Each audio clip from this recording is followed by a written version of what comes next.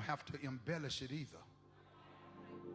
And so rather than talking about how bad your sickness is and how horrible your problem is, talk about how big your God is. Amen. And as you begin to magnify, that's the word, as you begin to magnify him, your situations get smaller and smaller and smaller and smaller. The bigger you make him, the smaller your problem seems. And that's what Daniel was doing in this text. He prayed that lion into a cub. Amen. That's why he wasn't scared no more. And that's what we've got to learn how to do. You got to pray your problem down to its size. Because the enemy will take a problem this big and make you feel like it's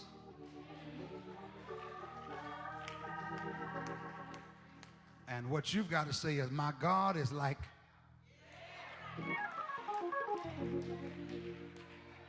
and my habit is like, which means that God is bigger than my habit. Oh God, you didn't get that. You didn't get that. You didn't get that. I said, you didn't get that. Down on your knees. You don't have to have anybody laying hands on you. Don't nobody have to anoint you. That whenever you can magnify God, where God is this big, your sickness is this big. So you say, God is bigger than whatever I'm facing. God is bigger than whatever I'm facing. Whatever I'm facing. I remember, Tony, how hard I prayed for God to keep me from going to prison. I prayed and I cried out, but I had to go. Amen. See, something that God is allowing you to go through is really for your benefit. It's for your benefit. It's for your benefit. You will never become the person that you are destined to become until God lets you go through something.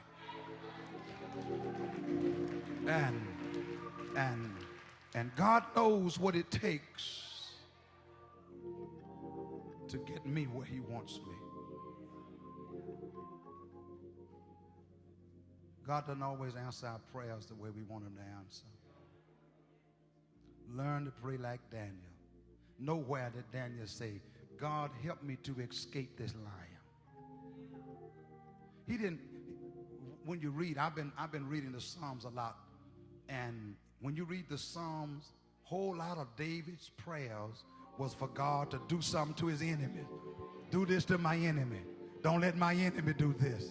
Shut my enemy's mouth. That wasn't a Daniel prayer. Daniel did not focus at all on his enemies. He only focused on God. And when you put your focus on God, God will handle your enemy. When you put your focus on God, God will handle your problem. You just stay focused. Stay focused. And watch God work it out. Amen. And sometimes God like to work it out by sustaining you while you're in it, and then blessing you to get out of it unhurt. That's a move of God. And I'm talking to somebody prophetically today because you are asking God to prevent something. He will not prevent it, but he will sustain you. In fact, you know who I'm talking to. You already know I'm talking to you. Trust him that he's going to sustain you.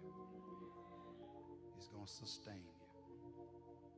He's going to sustain you while you're in it.